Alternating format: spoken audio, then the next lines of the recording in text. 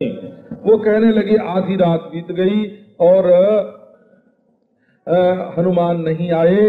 अब रामचंद्र ने उठा करके अपने भाई को हृदय से लगाया और बोले कि भाई तुम तो मुझे जरा भी दुखी कभी नहीं देख सकते थे, तुम्हारा स्वभाव कितना मृदुल है भाई। तुमने मेरे लिए पिता और माता सबका परित्याग कर, पिता माता पत्नी भाई सभी का तो परित्याग किया ना लक्ष्मण ने। ये रामचंद्र के सेवक हैं, इन्होंने गुरु का भी त्याग किया हो रामचंद्र की सेवा के लिए। वशिष्ठ का, पिता का त्याग किया दशरथ का, और माता सुमित्रा का त्याग किया, भाई शत्रुघ्न का त्याग किया, पत्नी उर्मिला का त्याग किया, क्योंकि ये रामचंद्र भगवान के सच्चे सेवक हैं, कपटी सेवक नहीं है। इसलिए भगवान रामचंद्र उनके लिए कह रहे हैं पिता माता का त्याग ये सर्व त्याग का उपलक्षण है। और फिर हमारे साथ कोई आराम हो सो बात नहीं, मेरे साथ वन में आकर के तुमने सर्दी गर्मी और हवा सही, तो मेरे प्यारे भाई वो अनुराग अब तुम्हारा कहाँ है? उठो ना, अब मेरे वचन की विकलता को तो सुनो। यदि मैं जानता कि वन में जाने पर मेरा भाई बिछुड़ जाएगा तो पिता वचन मनत्यों नहीं वो हूँ, तो पिताजी के वचन को मैं उस वचन को भी नहीं मानता। वो हूँ माने वह वचन भी नहीं मानता।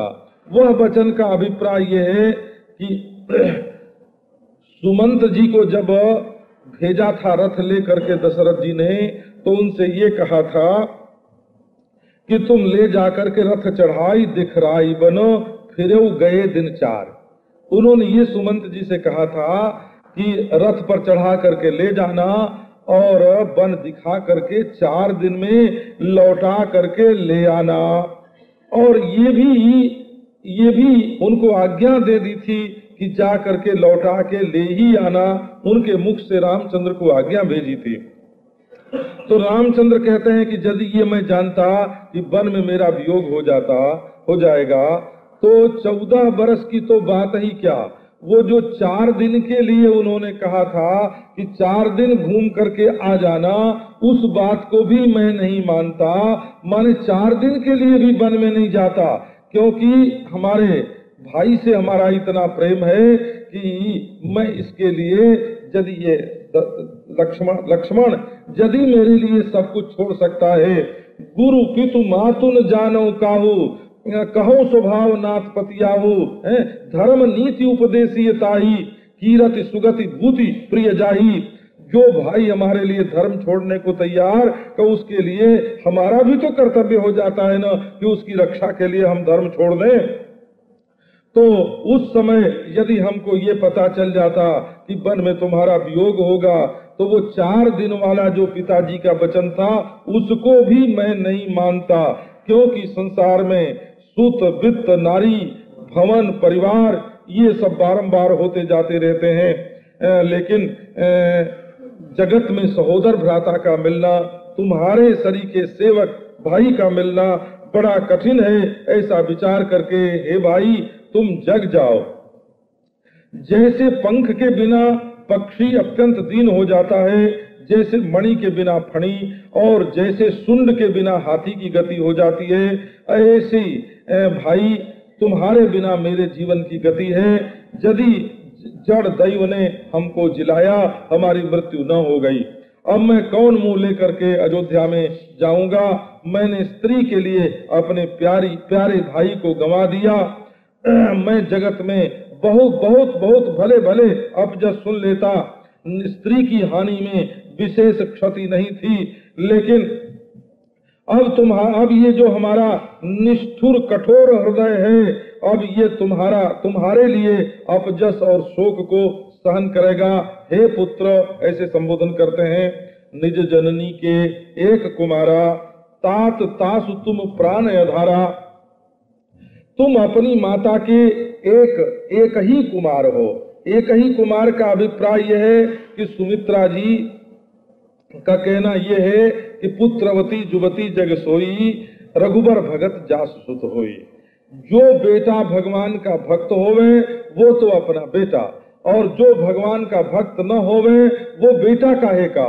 तो सुमित्रा जी तो केवल तुम्हें ही मानो अपना पुत्र मानती हैं, तो निज जननी के एक कुमारा, तुम तो उन्हीं के एक प्रधान राजकुमार तुम ही हो, और तात तास तुम प्राण आधारा, और उसके भी तुम प्राण आधार हो। अब बचपन में हम लोग जब ये चौपाई बोलते थे तो गांव में तरह तरह से बोलते थे हो, निज जननी के एक कुमारा मैं, तासु तात तुम प्राण आधारा, है ना। रामचंद्र कहते हैं कि मैं अपनी माता का, निज जननी का एक कुमार मैं हूँ, और इस कुमार के तासु तात तुम प्राण आधारा, और उसके प्राण आधार तुम हो, और निज जन तुम हमारे निज जन हो, नीके हो, और एक कुमार हो, तुम्हारे जैसा राजकुमार जो है वो दुनिया में और कौन होगा। तासु तात तुम प्राण आधारा, अपनी माता के तुम प्राण आधार हो, हमारे तुम प्राण आधार हो।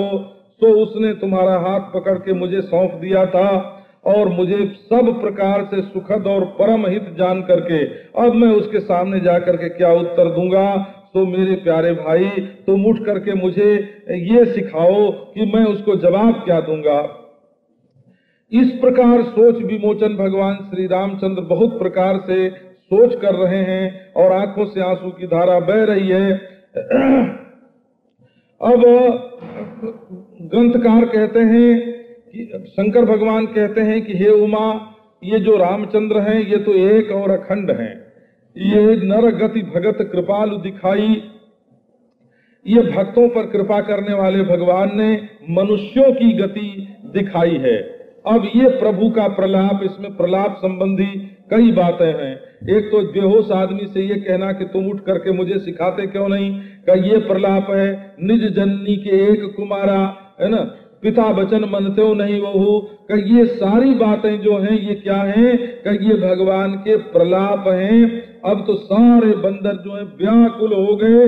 इसी बीच में हनुमान जी उतर आए ऊपर से पहाड़ लिए हुए, जिमि करुणा महावीर रस, जैसे चारों ओर करुणा रस का साम्राज्य छा गया हो और उसमें वीर रस आ गया हो।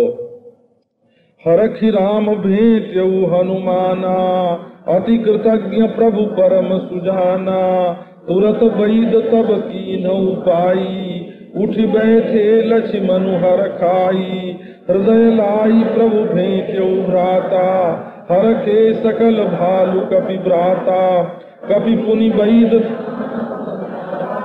यही विधि तबहि ताहि लय आवा, यह वृत्तांत दशानन सुनबू, अति विषाद पुनि पुनि सिर धुनबू, व्याकुल कुंभकर्ण पहि आवा, विविध जतन करिताई जगावा, जागा निशिचरु देखिए कैसा, मानो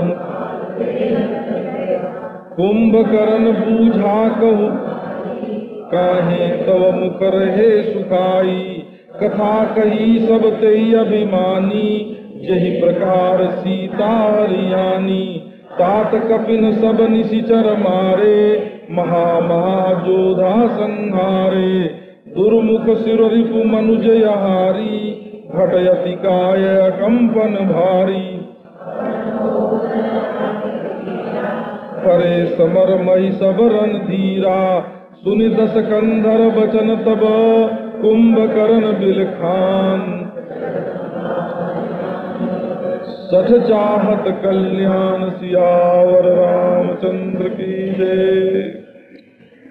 हर्षित होकर के रामचंद्र ने हनुमान जी को अपने हृदय से लगा लिया, क्योंकि प्रभु जो हैं वो परम सुजान और अति कृतज्ञ हैं। तुरंत सुषेण वैद्य ने उपाय किया और लक्ष्मण जी उठ के बैठ गए और आनंद में मग्न, बड़े हर्षित, जैसे कोई चोट ही न लगी हो।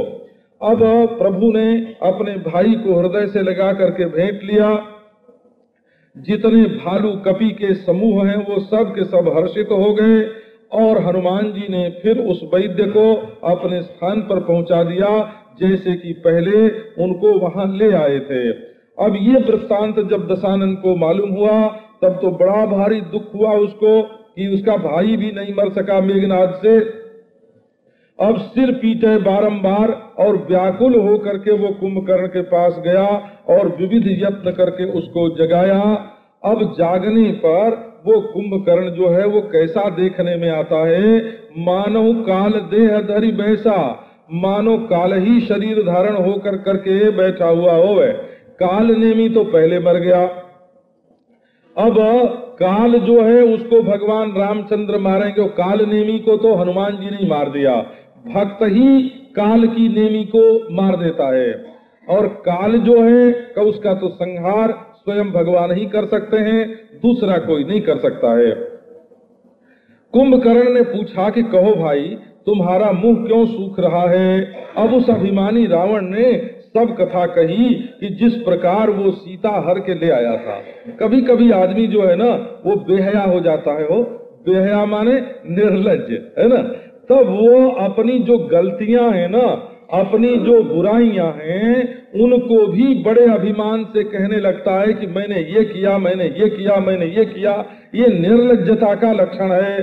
तो जब अभिमानी आदमी होता है तो सोचता है कि हमारा कोई क्या बिगाड़ लेगा, और हमारा कोई क्या बिगाड़ लेगा, इस में आकर के वो अपनी की हुई गलतियों को बेशर्मी के साथ कहने लगता है। तो उसने खुद ही सुनाया कि मैं सीता को कैसे हर के ले आया, और फिर बोला कि बंदरों ने सब निशाचरों का संहार कर दिया, बड़े बड़े जो योद्धा थे वो भी मारे गए, दुर्मुख और भगवान तक जो कि मनुष्यों को खाता था, और अतिकाय भट्ट और भारी भट्ट अकंपन और महोदर आदि दूसरे जितने वीर थे सब, और बड़े रणधीर थे, वे सब समर भूमि में खेत हो गए। अब दशकंधर की बात सुन करके कुंभकर्ण जो है वो तो बिलखने लगा कि उसके भाई भतीजे सब मर जर गए। बोला कि अरे सठ, तू जगदम्बा का हरण करके ले आया और अब कल्याण चाहता है। कुंभकर्ण जो है वो भी तो जय विजय जैसे पार्षद है ना, उनमें से है। तो कहीं न कहीं उसके चित्त में भी भगवत भक्ति का संस्कार तो बैठे हुआ है। उसने कहा भल न कीन्ह तै निशिचर नाहा, अब मोहि आई जगाए ही कहा, अजहू तात त्यागी अभिमाना, भजहू राम होई ही कल्याणा। है 10 शीस जाके हनुमान से पायक, अह बंधु तै कीन कुटाई, प्रथम ही मोहि न सुनाई आई। कीन्हु प्रभु विरोध ते देवक, शिव बिरंचि सुर जाके सेवक। नारद मुनि मोहि ज्ञान जो कहा, तो ही समय निर्वाहा। अब भरी अंक भेटु मोहि भाई, लो श्याम गात सरसी रुह लोचन, देखऊं जाई ताप त्रय मोचन। राम रूप गुण सुमिरत, मगन भयउ छन एक, रामन मांगो कोटि घट, मदयरु महिष अनेक।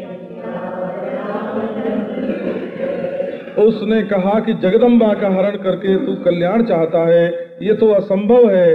अरे वो निशिचर नाथ, तूने अच्छा नहीं किया, और अब आकर के मुझे किस लिए जगाया है? तो अब भी तुम अभिमान छोड़ दो और रामचंद्र का भजन करो। जो हुआ सो हुआ, तुम्हारा कल्याण हो जाएगा। हे 10 शीस, रघुनायक जो हैं वो मनुज हैं, ऐसा तुम मानते हो? अरे हनुमान से तो उनके सेवक हैं, हनुमान सरीखे जिनके सेवक, वो मनुष्य कैसे हो सकता है? तो भाई तुमने बड़ा खोटा काम किया, बड़ा गलत काम किया, और पहले आकर के मुझे नहीं सुनाया। तुमने प्रभु से विरोध, उस देवता के साथ तुमने विरोध किया। शंकर ब्रह्मा आदि देवता जिसके सेवक हैं, तो नारद मुनि ने पहले मुझे जो ज्ञान का उपदेश किया था, यदि तुम पहले मुझे बताते तो मैं तुमको वो ज्ञान सुनाता। लेकिन अब तो समय बीत गया, अवसर बीत जाने पर फिर पछताने से क्या फायदा। तो अच्छा भाई, अब तुम भर अंक मुझे भेंट लो, और मैं अपनी आंखों को जा करके सफल करूं, जा करके वो श्याम सुंदर कमल लोचन तापत्रय मोचन भगवान के श्री विग्रह का मैं दर्शन करूंगा। अब तो वो राम के रूप और गुण का स्मरण करने लगा और एक क्षण के लिए मग्न हो गया। उसके हृदय में तो भक्ति जाग गई। रावण ने देखा कि ये तो सब काम बिगड़ा, इस तो वो तो जानता था कि ये तभी तक भक्ति की, ये धर्म की, ज्ञान की बात करता है जब तक सुरा न मिले इसको।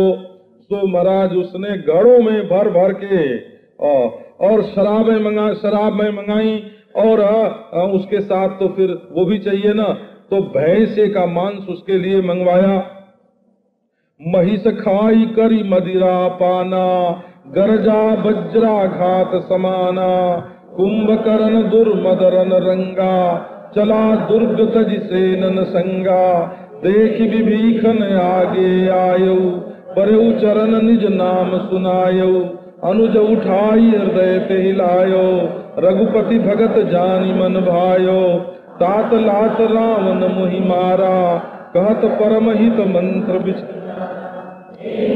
रघुपति पही आयो, देख दीन प्रभु के मन भायो, सुन सुत भयउ काल बस रावण, सो की मान अब परम सिखावन, धन्य धन्य तय धन्य विभीषण, भयउ तात निशिचर कुल भूषण, बंधु बंस तय कीन उजागर, भजऊ राम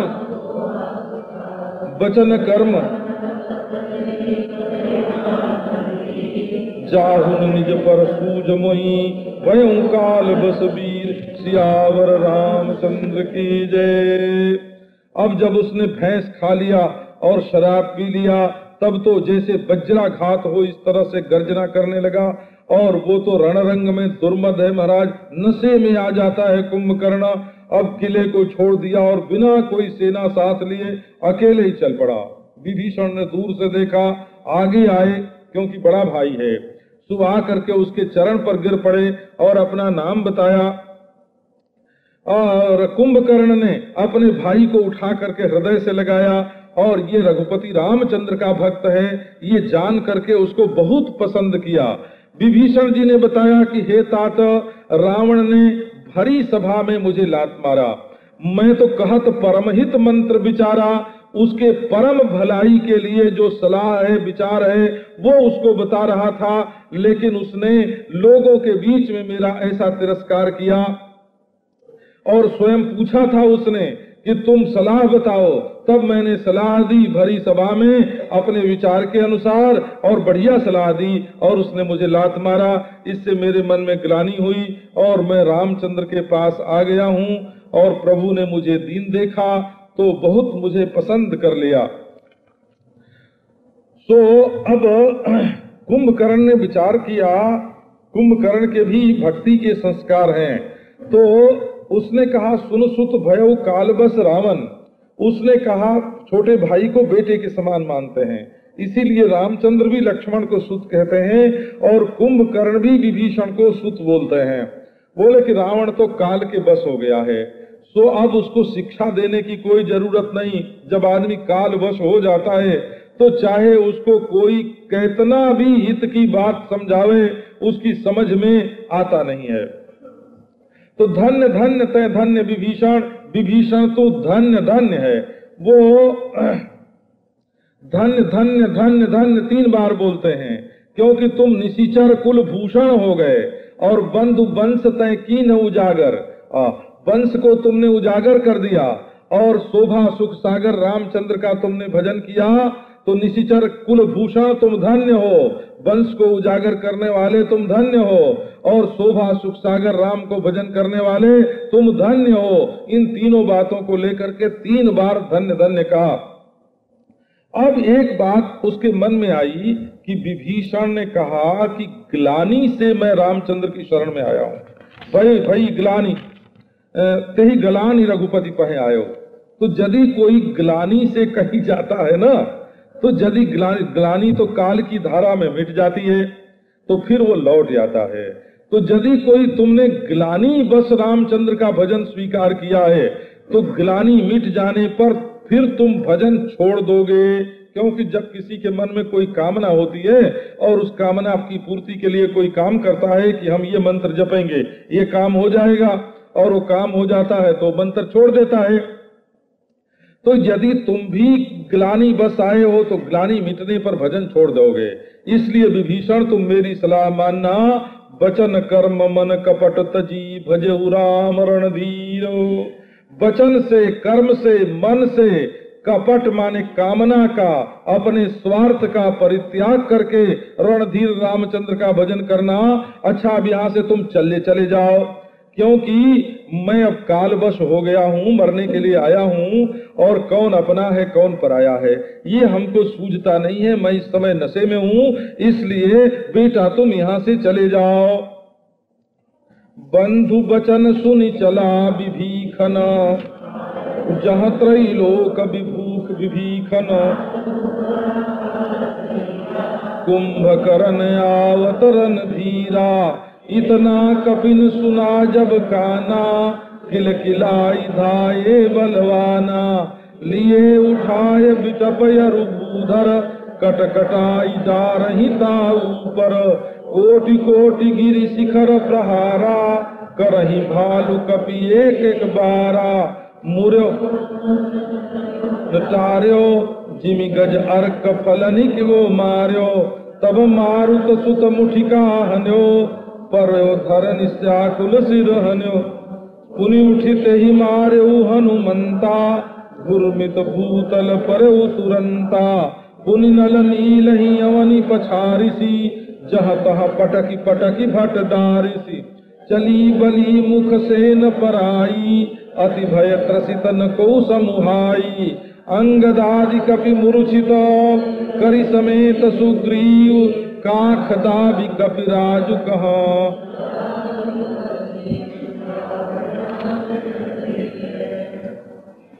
अब कुंभकर्ण की बात सुन के विभीषण जी तो जानते थे बाबा कि ये नशे में जब होता है, जब कुछ सूझता नहीं है, तो वहां से चल पड़े और त्रैलोक के विभूषण रामचंद्र भगवान जहाँ हैं वहां आए और बोले कि नाथ, ये जो पहाड़ के समान शरीर वाला है, बड़ा रणधीर कुंभकर्ण, ये आ रहा है। जो बंदरों ने ये बात सुनी तो किलकिला करके बलवान बंदर दौड़ पड़े और ले करके वो पेड़ और पहाड़ उसके ऊपर कटकटा करके डालने लगे। कोटि कोटि गिर शिखर का प्रहार करें और सब के सब भालू कपि एक ही बार, लेकिन न उसका मन मुड़ा और न उसका तन वहां से टला। और जैसे कोई आग का फल ले करके हाथी को मार रहे हों, उसी समय मारुत नंदन हनुमान जी ने मुष्टिका उसको मारी और व्याकुल होकर के वो धरणी पर गिर पड़ा और अपना सिर पीटने लगा। अब उसने भी उठ करके हनुमान जी को मारा, तो हनुमान जी भी घुर्मित होकर के तुरंत धरती पर गिर पड़े। इसके बाद नल नील सबको उसने धरती पर गिरा दिया और जहां तहां बड़े बड़े भटों को धरती पर पटक दिया।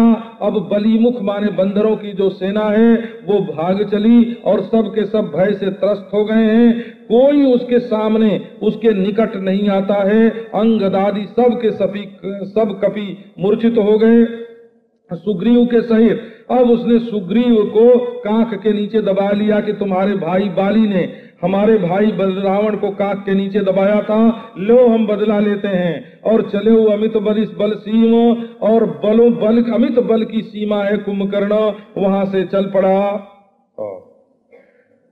बस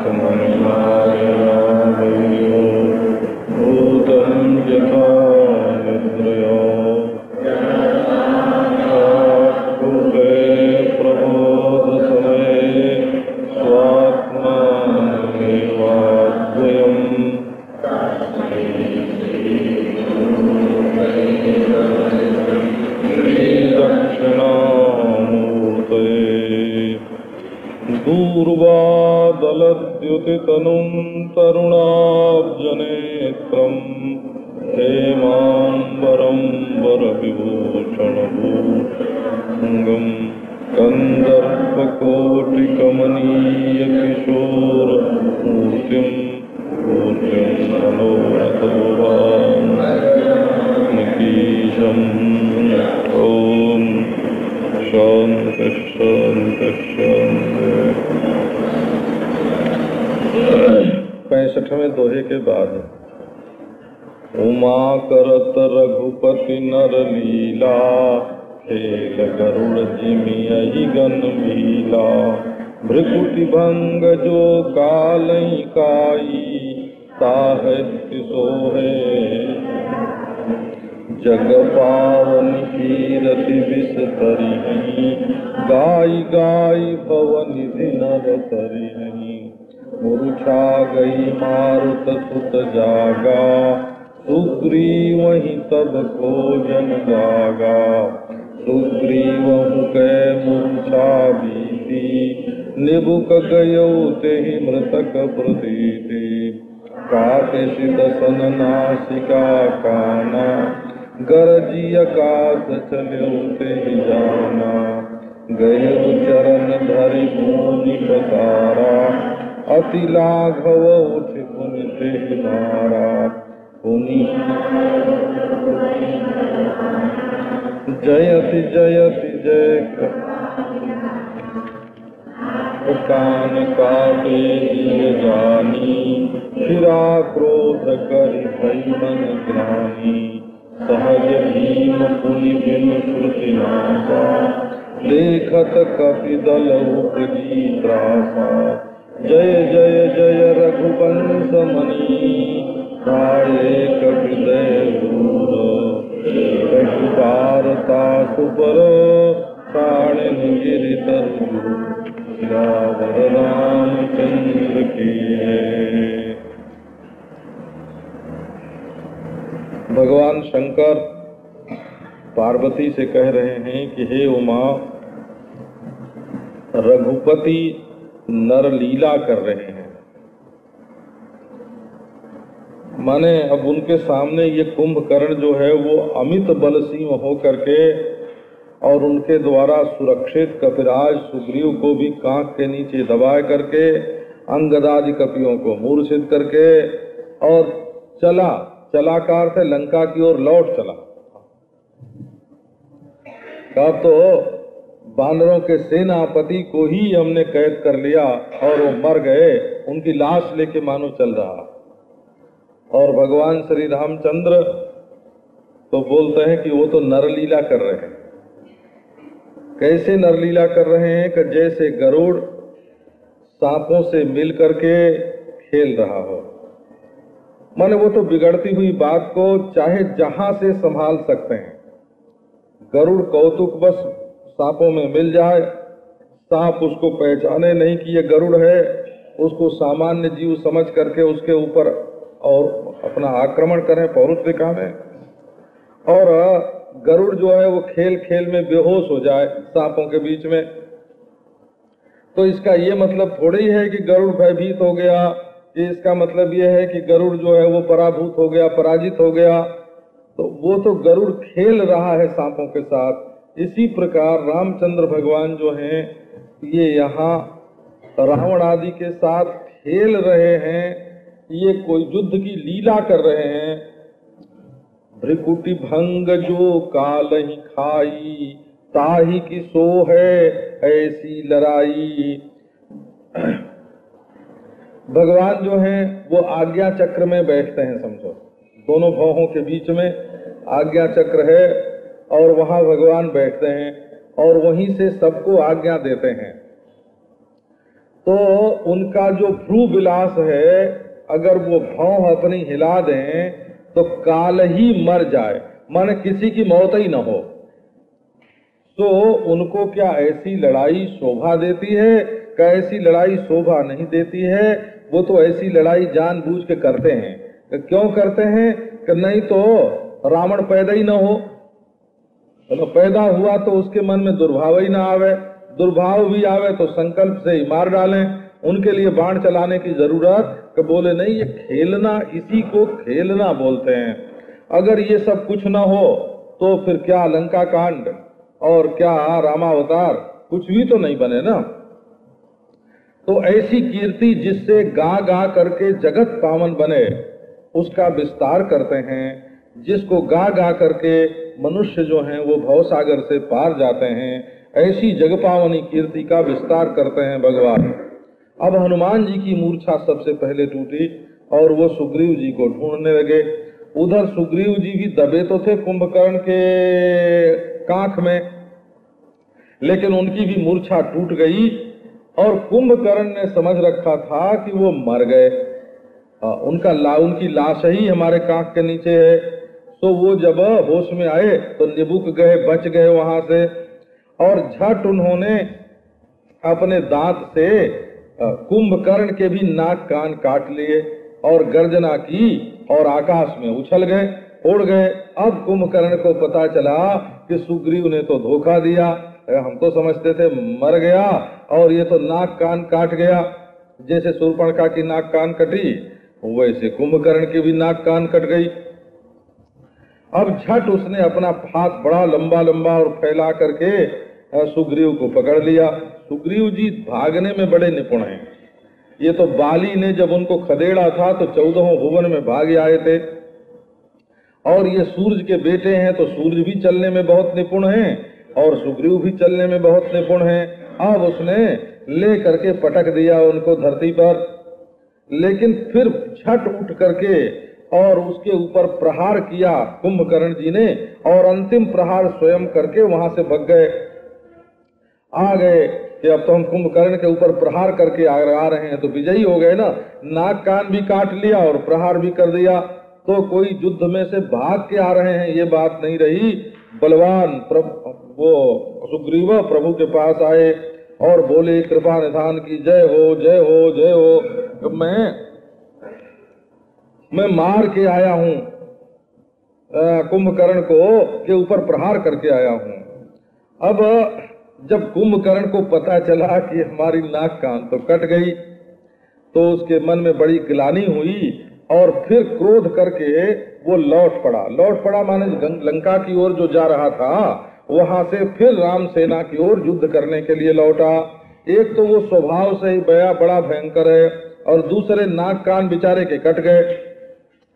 अब तो बंदरों की सेना में बड़ा भारी त्रास उत्पन्न हुआ, और सब बोलते हैं, हे रघुवंश मणि आपकी जय हो, जय हो, जय हो।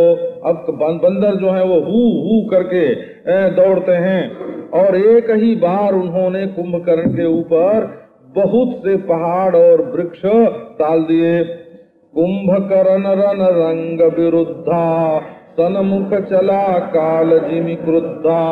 कोटि धरि खाई, जनु टिड्डी गिरि गुहा समाई। कोटिन गहि शरीर सन मर्दा, कोटिन मीझ मिलब महि गर्दा। मुख नासा श्रवणन की बाटा, निसरि पराहि भालु कपि ठाटा।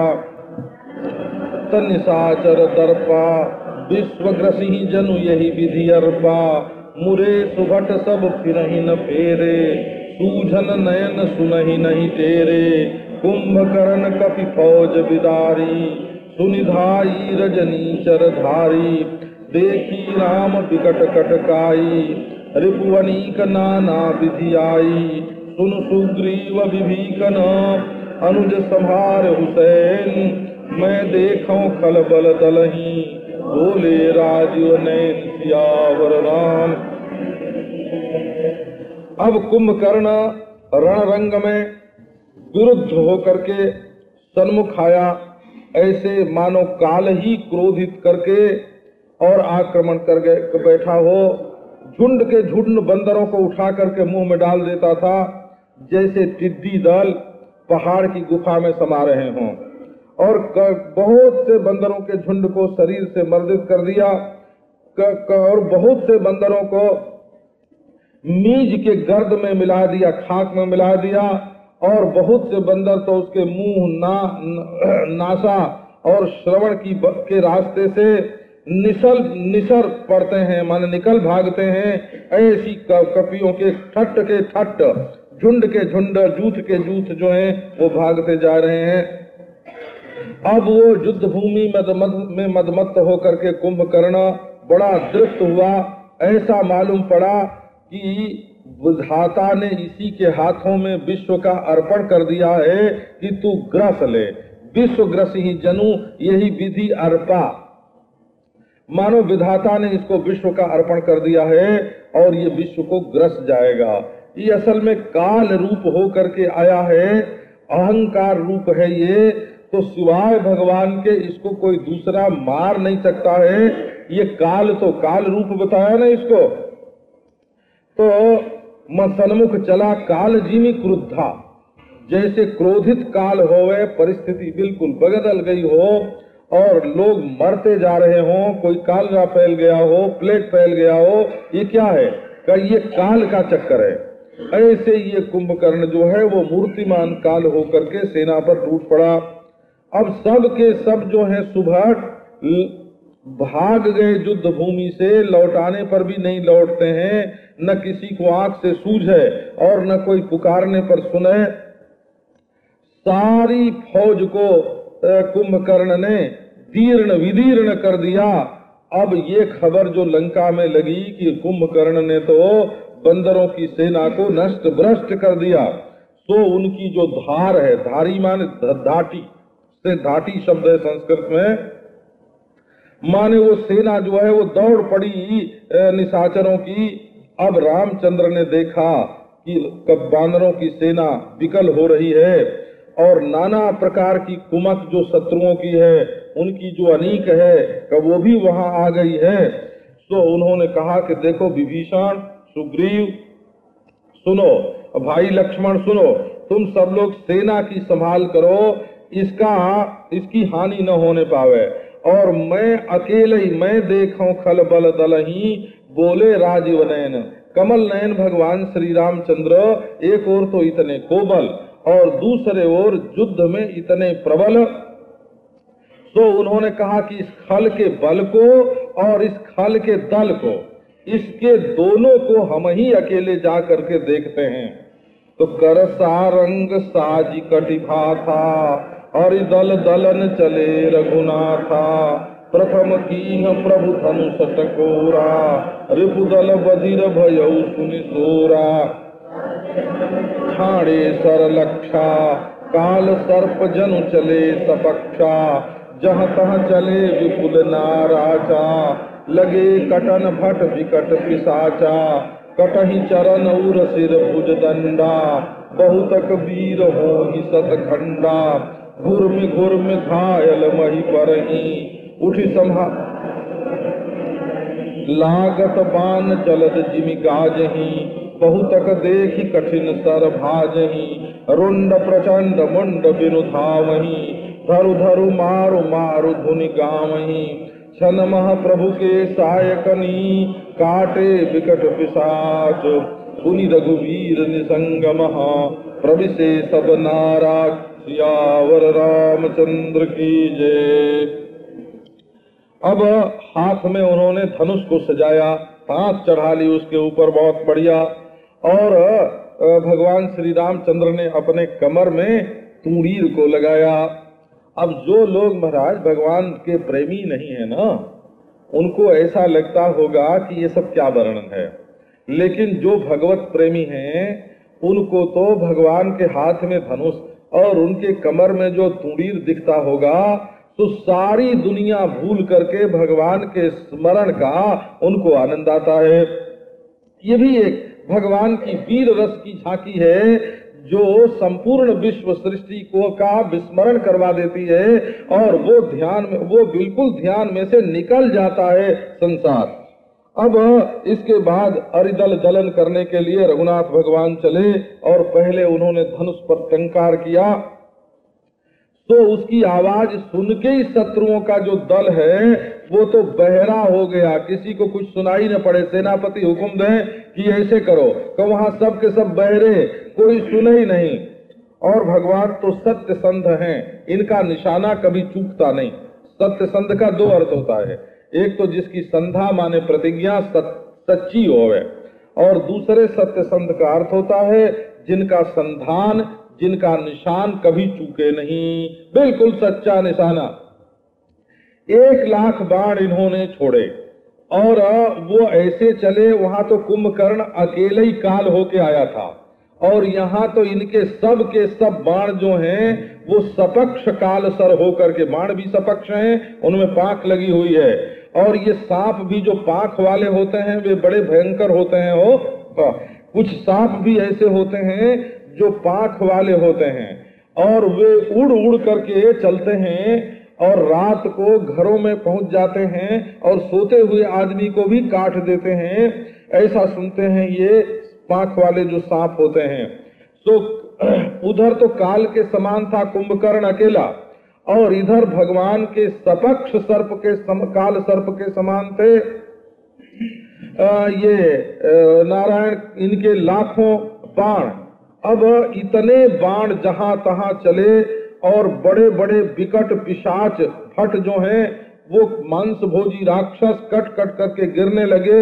उनके चरण, वक्षस्थल, सिर, भुजदंड ये कट जाते हैं और बहुत बहुत वीर तो सैकड़ों खंड, 100 टुकड़े हो जाते हैं और घुमड़ के घायल होकर के धरती पर गिरते हैं। और कई सुभट फिर संभाल करके उठते हैं और फिर लड़ते हैं। और बाण लगते समय तो वो बिल्कुल बादल की तरह गर्जना करते हैं और बहुत वो कठिन बाण देख करके भागने लगते हैं। बहुत से प्रचंड रुंड जो हैं वो बिना मुंड के ही दौड़ते हैं और वो मुंड जो हैं वो धरो धरो मारो मारो इस धुन में गाते हैं।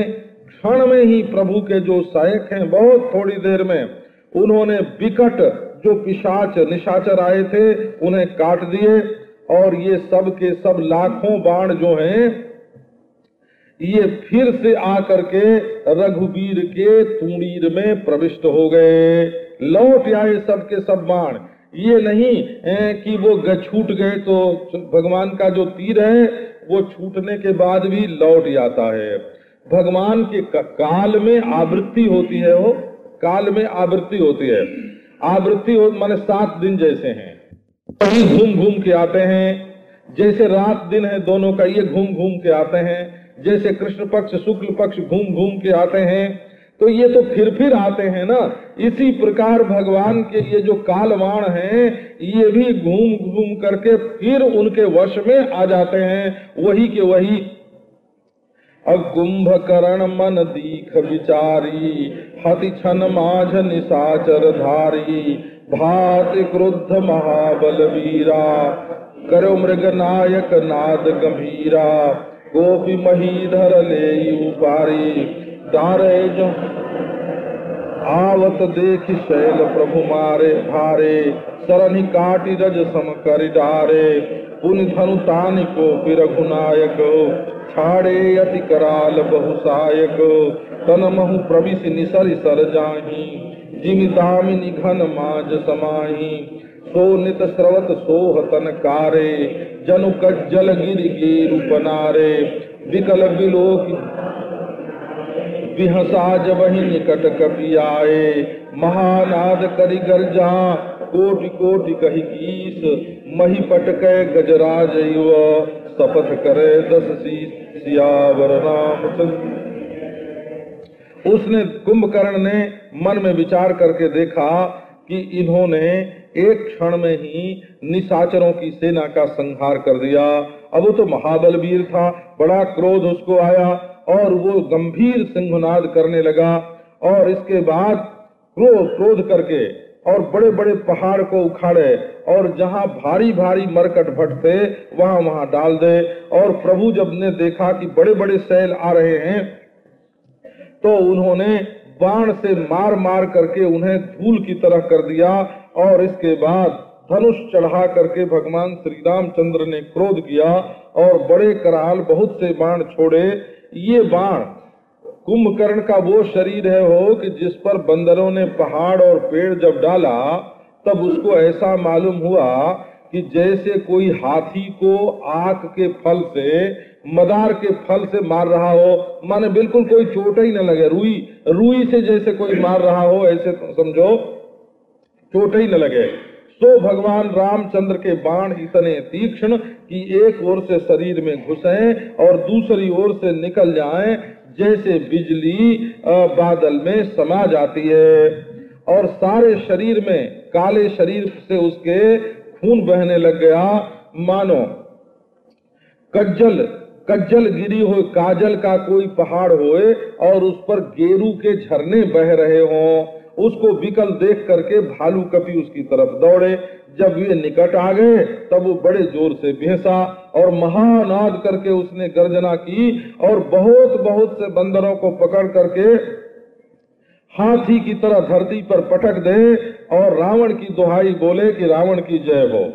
अभागे भालू बली मुख जूठा, मृग बिलो की जिमी में खबरू था, चले भाग कपि भालू भवानी, विकल पुकारत यह निशिचर दुकाल समय हई, कपि कुल देश परन अब चहई, कृपा बारिधर राम करारी, पाहि पाहि प्रणतारत हारी, सकरुण बचन सुनत भगवाना, चले सुधार सरासन बाना, राम सेन निज पाछे घाली, चले सको खेच धनुष सर सत संधाने, छूटे तीर शरीर समाने, लागत सरधा वारिस भारा,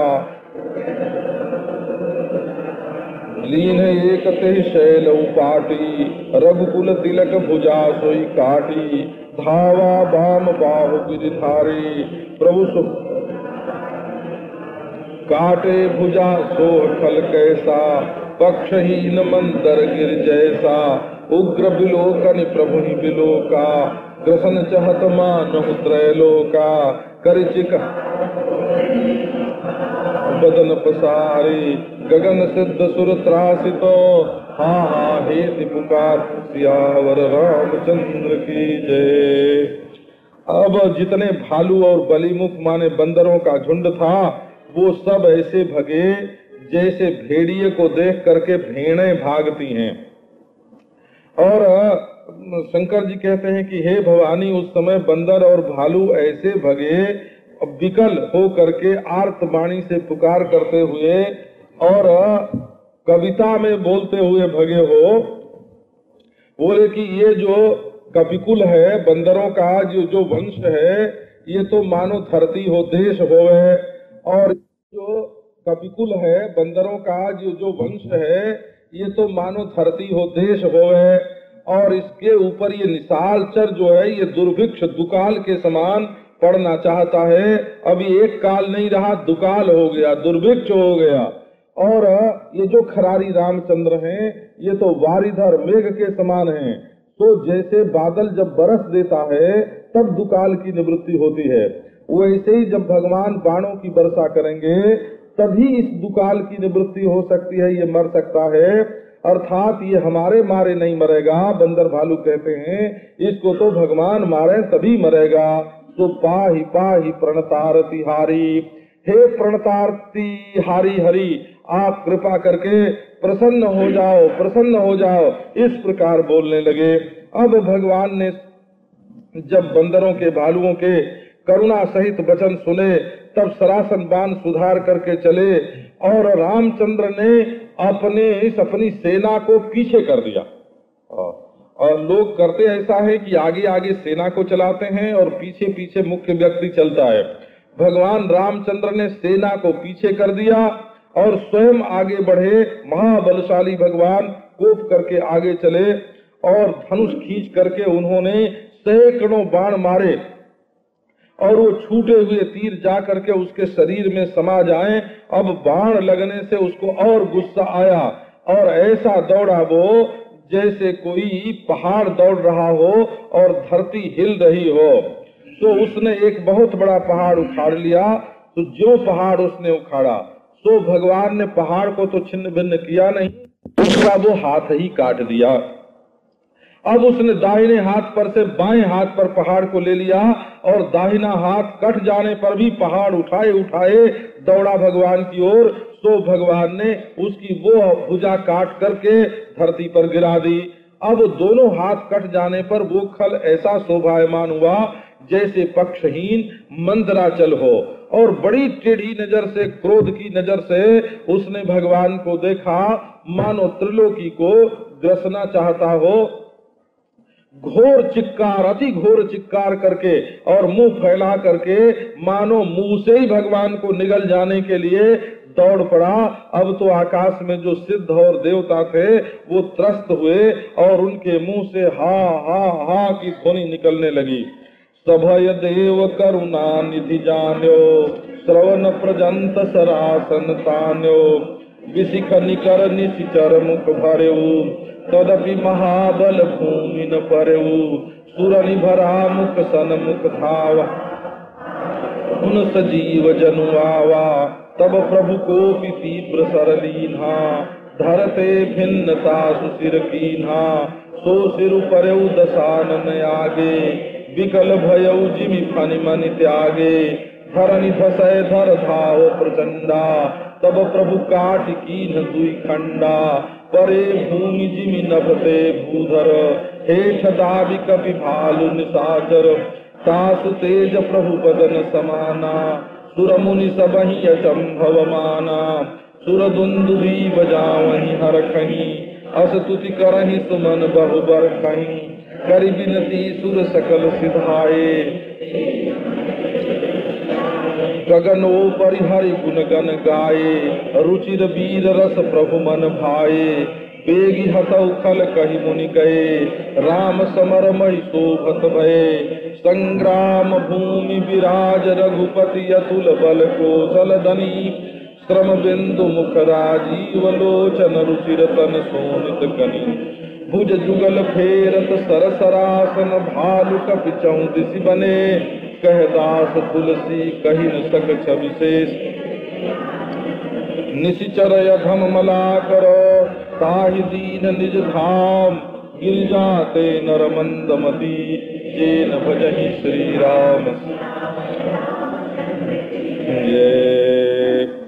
अब भगवान के जो गुण हैं, उन गुणों में सबसे श्रेष्ठ गुण है करुणा। मुख्यम तु तस्य कारुण्यम। ईश्वर जो कुछ करता है वो करुणा बस होकर के करता है, किसी न किसी के ऊपर करुणा करने के लिए ही वो सारा काम करता है। नींद में सोते हुए जो जीव होते हैं महाप्रलय में, उनको जगा करके उनके कर्म का भोग देने के लिए ही उनके ऊपर सृष्टि करता है। ये भगवान की करुणा है।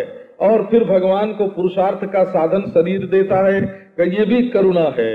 फिर वो भजन करने वाले, ध्यान करने वाले के चित्त को शुद्ध कर देता है, ये भी भगवान की करुणा है। भगवान जो कुछ करते हैं वो करुणा के बस हो करके करते हैं। तो करुणा निदान भगवान ने देखा कि देवता लोग बहुत डर गए हैं, तो उन्होंने कान तक अपना धनुष खींचा और बाणों के समूह से निशाचर के मुख को उन्होंने भर दिया। फिर भी वो बड़ा बली था, धरती पर नहीं गिरा। अब मुंह तो बाण से भरे हुए हैं, वो भगवान के सन्मुख दौड़ा कि अब गिर पड़ेंगे उनके ऊपर तो भी मर जाएंगे, हम इतने बड़े है ना। हाथ कट गए, मुंह बाणों से भरा हुआ, लेकिन ऐसा विकट उसका शरीर कि हम गिर पड़ेंगे तब भी मर जाएगा।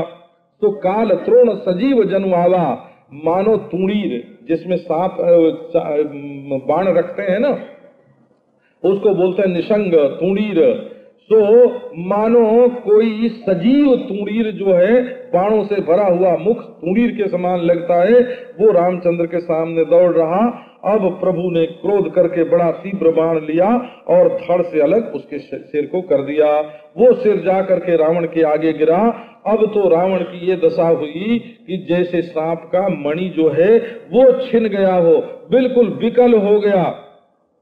वो तो महाराज ऐसे जोर से दौड़े जैसे, अब जो धरनी धसे धर धाव प्रचंडा, उसकी जो धड़ थी कुंभकर्ण की, वो प्रचंड रूप से इधर उधर दौड़ने लगी और उससे तो धरती धसती जाए। तब प्रभु ने काट करके उसको दो खंड कर दिया और जिस प्रकार आकाश से पहाड़ गिरा हो ऐसे उसकी धड़ धरती पर गिर पड़ी और उसके नीचे हेठ दाबी कपि भालू निशाचर, उसके हेठे उसके नीचे बहुत से भालू और निशाचर और कपि, ये भी निशाचर भी मरे, दब गए। अब उसके शरीर में से एक तेज निकला और वो भगवान के मुख में जा करके तासु तेज प्रभु बदन समाना। वो भगवान ने अपना मुख्य बना लिया उसको, शरीर तो छुड़ा दिया, शरीर तो छुड़ा दिया उसका, लेकिन उसको अपना मुख्य बना लिया। तो जय विजय जिस काल में रावण और कुंभकर्ण होते हैं, उस काल तो उनकी मुक्ति नहीं होती है। वो फिर जा करके शिशुपाल और दंतवक्त्र होते हैं और श्री कृष्ण भगवान के मारने से मुक्ति होती है।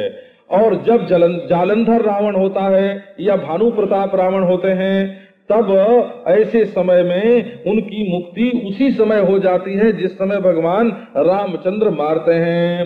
मरना हो तो भले के हाथ से, बड़े के हाथ से मरना हो, है ना। प्रीति और मृत्यु ये दोनों बड़ों के हाथ से होनी चाहिए, ये छोटों के साथ ये नहीं होनी चाहिए। तो अब उसके शरीर में से तेज निकला और प्रभु के मुख में समाया गया। सूर मुनि सब के सब इस बात का बड़ा अचंभा, बड़ा आश्चर्य उन्होंने माना। अब देवता लोग दुंदुभी बजावें और खुश हों और फूलों की वर्षा करें और भगवान की स्तुति करें, इस तरह विनती करके सब के सब देवता चले गए। तो उसी समय देवर्षि नारद वहां आए, क्योंकि उन्हीं के कारण, उन्होंने भी तो एक बार साथ दिया था ना भगवान को कि स्त्री के कारण तुमको दुख होगा। तो वो जब भगवान को देखते हैं ये सब परिश्रम करते हुए, तब उनके मन में भी ये ख्याल होता है। सो आ करके आकाश में उन्होंने भगवान के गुणानुवाद का गान प्रारंभ किया। इसमें गुणानुवाद का गान क्या है? का हतारी गतिदायक कहा, भगवान जिसको मारते हैं उसको भी सदगति देते हैं। ऐसा तो दुनिया में और कोई नहीं होगा। लोग कहते हैं तुमको नरक में भेज देंगे, तुमको जमराज के हवाले कर देंगे। जब किसी को मारते हैं और गुस्सा करते हैं, तब उसको वो नरक में जमराज के हवाले करना चाहते हैं। लेकिन भगवान रामचंद्र जब किसी को मारते हैं ना, तो क्रोधों के देवस्य वरेण तुल्य, भगवान का जो क्रोध है वो भी वरदान के समान है, क्योंकि उसमें भी सदगति देते हैं। तो अब आ करके नारद जी महाराज भगवान के गुणानुवाद का गान करने लगे। अब उस समय तो वीर रस के भाव में थे रामचंद्र। बड़ा ही पसंद आया कि वाह, नारद जी जो हैं इस समय बहुत अच्छी स्तुति कर रहे हैं। तो मुनि ने कहा कि इन दुष्टों को जल्दी मारो। अब तो राम भगवान की समर भूमि में बड़ी शोभा हुई। संग्राम भूमि में ऐसे शोभायमान हो रहे हैं रघुपति, अतुल बल कौशल धनी, कि जिसका वर्णन नहीं किया जा सकता। पसीने की बूंदें जो हैं वो मुख पर हैं, और रत्नारी लाल लाल जो आंखें हैं वो बड़ी सुंदर हैं, और रुचिर शरीर पर, श्याम शरीर पर खून की बूंदें पड़ी हुई हैं, और अपने दोनों हाथों से धनुष बाण को फिरा रहे हैं, और चारों ओर बंदर भालू घेरे हुए हैं। एक झांकी हुई, चारों ओर से बंदर भालू घेरे हुए और वे धनुष बाण फेरते हुए, और उनके रुचिर शरीर पर खून की बूंदें पड़ी हुई। बड़े ही आन कौशल धनी रामचंद्र भगवान की ये झांकी हो। तुलसीदास जी कहते हैं कि शोभा का वर्णन तो स्वयं शेष भगवान भी नहीं कर सकते, जिनके की बहुत मुख हैं। देखो ये निशिचर था कुंभकर्ण, निशिचर और अधम। रात में प्रायः भले लोग जो होते हैं वो विश्राम करते हैं, हो नींद लेते हैं, सोते हैं। और ये जो हैं ये निशिचर हैं। ये जैसे चोर चोरी करने के लिए रात में निकलते हैं ना, वो ऐसे ये दुष्टता करने के लिए रात में निकलते हैं। भले मानुष लोग रात को या तो भगवान का भजन करते हैं, या तो शयन करते हैं, या तो विश्राम करते हैं। ये भले मानुषों के घूमने फिरने का समय रात्रि नहीं है, लेकिन ये निशाचर हैं। भला ये सोने की लंका में जो लोग रहते हैं का वो जो हैं सोने की लंका में रहने वाले लोग रात सो के नहीं बिताते हैं। वो तो जिस समय सूर्योदय का प्रकाश होने वाला होता है उस समय वो थक के नशे में चूर हो करके और सो जाते हैं। ये निशाचर का स्वरूप है। तो ये निशाचर अधम मलाकर उनको भगवान ने अपना धाम दिया, अपने घर में भेज दिया। देखो ना ये कृपा उनकी कि जिनके ऊपर नाराज हुए मारा, का उनको अपने महल में भेज दिया। तो हे गिरिजा, वे मनुष्य बड़े मंदमती हैं जो ऐसे कृपा निधान भगवान श्री राम का भजन नहीं करते हैं। दिन के अंत फिरी दौवनी श्रम घन,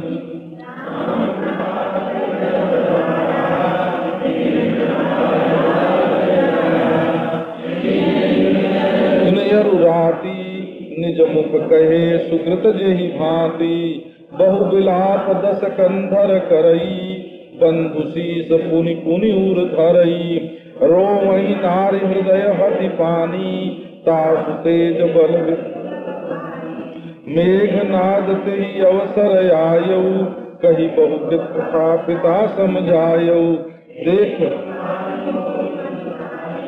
अब ही बहुत का करो बड़ाई इष्ट देव से बर रथ पायौ सो बरता तन तो ही दिखायौ यही विधि जलपत भयउ बिहाना चहु दुआर लागे कपि नाना इत कपि भालु काल सम वीरा उत रजनी चरयति रन धीरा लरहि सुभट निज निज जय हेतु बरन जाय समर खग केतु मेघनाद मायामय रथ चढ़ गयौ आकाश गरजौ अट्टहास करी भा कपि कट कहीं त्रास सियावर रामचंद्र की जय। दिन के अंत में दोनों सेना लौट गई और समर में आज सुभटों को बड़ा भारी परिश्रम पड़ा। अब राम की कृपा से कपियों की जो सेना है और उनका बल है वो तो बढ़ता है। जैसे तृण आग में डाल दिया जाए तो और आग बढ़ती है, वैसे जो है ये बंदर तो बढ़ने लग गए और निशाचर जो हैं वो दिन रात क्षीण होते हैं। जिसको राम का स्रोत प्राप्त है ना, जहाँ शक्ति के स्रोत, शक्ति के उत्स हैं भगवान, तो जिसको भगवत शक्ति का संबंध होता है उसका बल दिन दिन बढ़ता है, और जिसका भगवान के साथ संबंध नहीं होता उसकी शक्ति दिनों दिन क्षीण होती है। लागेउ वृष्टि करई बहुबाना दस दिशि रहे बान नभ छाई मानहु मघा मेघ झरिलाई धरु धरु मारु सुनिय सुनि काना जो मारे ते को न जाना गई गिरि तरु आकाश कपि धावहि देखहि तेहि न दुखित फिरि आवहि अवघट बाट घाट गिरि कंदर माया बल कीन्हे सिसर पंजर जाहि बंदर सुरपति बंदी परयु जनु मंदर मारुत सुत अंगद नल नीला कीन्हे सि विकल सकल बल शीला पुनि लक्ष्मण सुग्रीव विभीषण सरनि मारि कीन्हे सि जर जरतन पुनि रघुपति से जूझन लागा सर छाणे होई लागहि नागा ब्याल पास बस भयउ करारी स्वसय अनंत एक अधिकारी नटैव कपट चरित कर नाना सदा स्वतंत्र एक भगवाना रन शोभा लगी प्रभु ही बधायो देख दशा देवन भय पायो गिरिजा जासु नाम जपी नर काटहि भव पास सो की बंध तर आवई व्यापक।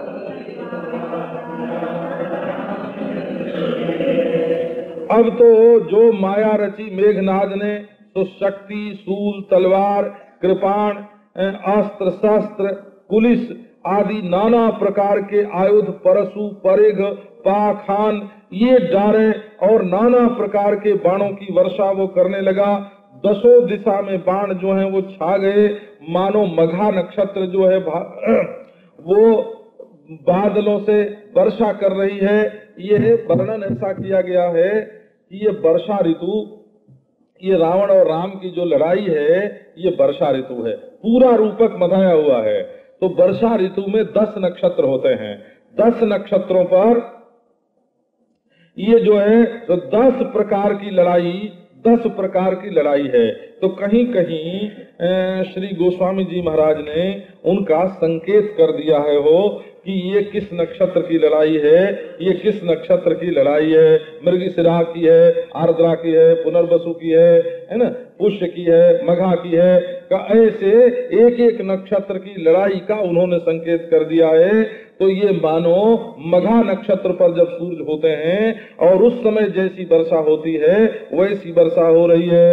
अब धरो धरो मारो मारो यही ध्वनि कान से सुनाई पड़ती है, और जो मारने वाला है उसको कोई जानता ही नहीं कि ये कहां से कौन मार रहा है। और बंदर लोग ले करके पहाड़ और वृक्ष को आकाश में दौड़ते हैं और उसको देख नहीं पाते हैं, दुखी होकर के लौट जाते हैं। अवघाट, घाट, बाट, गिरी, कंदरा, सब जगह उसने बाणों का पिंजड़ा बना दिया माया के बल से। जहाँ जहाँ बंदर जहाँ भी बंदर जाए कहीं भी वो व्याकुल जाहि कहाँ व्याकुल भय बंदर, बंदर व्याकुल हो गए अब कहाँ जाएं। ऐसा मालूम पड़ता था कि जैसे मंदराचल जो है वो इंद्र का बंदी हो गया हो। मारुत, सूत, अंगद, नल, नील जितने बलशील थे सबको उसने विकल कर दिया। और इसके बाद लक्ष्मण, सुग्रीव, विभीषण सबको बाणों से मार करके जर्जर शरीर कर दिया। ये मेघनाद जो है ना, ये मेहनशील है हो, बरसना इसका स्वभाव है। कई इसलिए ये काम है। मेघनाद एक तो मेघ और दूसरे मघा नक्षत्र वर्षा ऋतु, इसका बल जो है वो बढ़ गया। और रघुपति से अब रामचंद्र से वो जाकर के युद्ध करने लगा। जो बाण वो छोड़े महाराज वो सब के सब सांप हो जाएं। माने उसने ये देखा कि दूसरे बाण से तो रामचंद्र को मारा नहीं जा सकता, तो इनको नागपाश से बांध लें और बांध करके इनको लंका में ले चले। इसलिए ऐसे ऐसे बाण वो छोड़े कि जो तीखे और कड़े नहीं थे बल्कि सांप के समान बड़े लचकदार और बंधन लगाने वाले, लिपट जाने वाले शरीर में थे। ऐसे नागपाश से आकर के उसके जो बाण हैं वो नाग बन जाएं। अब तो नागपाश के बस में खरारी भगवान श्री रामचंद्र हो गए। श्री शंकर भगवान वर्णन करते हैं कि ऐसा नहीं समझना कि पराधीन हो गए। अरे ये तो स्वबस हैं, स्वतंत्र, अनंत हैं। अनंत माने शेष नाग के भी अधिष्ठान हैं और एक है अद्वितीय, दूसरा है ही नहीं, और अविकारी निर्विकार हैं। ये सब बात ये कहती हैं कि राम को बंधन नहीं हो सकता। स्वबस होने से भी बंधन नहीं, और स्वबस को बंधन क्या पराधीन नहीं है। और अनंत जो है वो बंधन में कैसे आवेगा? वो तो खंभा बंधन में आ सकता है, आकाश कैसे बंधन में आ सकता है? और दूसरा हो तो बंधन हो, ये तो एक है। और अविकारी का जहाँ विकार हो वहाँ बंधन हो, ये तो निर्विकार है। तो ये तो नट के समान नाना प्रकार के कपट चरित्र करते हैं। क्यों? बोले ये बाबा सदा स्वतंत्र हैं, एक भगवान है, तो ये तो इनको कोई कौन पूछे कि तुम ऐसा क्यों करते हो। ये बात ये है कि रण में जब आए, युद्ध भूमि में आए, तो कभी शत्रु के हाथों बंध जाना और कभी छूट जाना, कभी बेहोश हो जाना, कभी घायल हो जाना, कभी गिर जाना, ये तो युद्ध भूमि का चरित्र ही है। तो मनुष्यवत चरित्र कर रहे हैं। दूसरी बात यह है कि इस मेघनाद को लक्ष्मण जी मारेंगे, ये तो आपको मालूम है ना। तो लक्ष्मण जी ने जिस वीर को मारा वो कितना बलवान था, इतना बलवान था कि रामचंद्र को भी उसने नागपाश से बांध दिया था, है? तो इससे लक्ष्मण जी की इज्जत कितनी बढ़ गई। तो रामचंद्र जो है वो रन शोभा लगी प्रभु ही मधायो, कि प्रभु ने स्वयं अपने आप को युद्ध भूमि की शोभा के लिए बंधा लिया। और ये दशा देख करके देवता लोग जो प्रेमी हैं वो तो डर गए। तो देवता लोग तो स्वार्थी भी हैं, तो उनके तो ये हुआ कि अब मेघनाद अगर जीत जाएगा तो मेघनाद के भय से तो यहाँ रोज भागना पड़ता है घर छोड़ करके, और कहीं वो जीत गया तब क्या होगा। तो भगवान शंकर कहते हैं गिरिजा जासु नाम जपी नर काटहि भव पास। जिनके नाम का जप करके मनुष्य इस संसार के बंधन को काट देते हैं, भला वो भगवान जो व्यापक हैं, विश्व निवास हैं, वो क्या कभी किसी के बंधन में आ सकते हैं। तो चरित राम के सगुन भवानी तरकिन जाहि बुद्धि बलवानी। अस विचारी जे तज्ञ विरागी राम ही भजहि तर्क सब त्यागी। व्याकुल कटक कीन घन नादा पुनिभा प्रगट कहई दुर्बाधा। जामवंत कह खल रहु काढ़ा सुनि कर ताहि क्रोध यति बाढ़ा। बूढ़ जानि सत तोहि लागे सी अधम प्रचारई मोहि। अस कही तरल त्रिशूल चलाया जामवंत मारे सी मेघ नाद के छाती, पराधरन गुरमित सुर घाती। पुनि रिसान गई चरण फिरायो, मही पछारी निज बल दिखरायो। पर प्रसाद सो मरे न मारा, तब गही पद लंका पर डारा। यहाँ देव ऋषि गरुड़ पठायो, राम समीप सपदि सो आयो। खगपति सब धरि खाए, छन माया विगत भये सब। हरखे बानर दूत, गई गिरिपाद पौपल नक। धाये की सरिसाय, चले तमीचर विकल तर। गढ़ पर चले सियावर रामचंद्र की जय।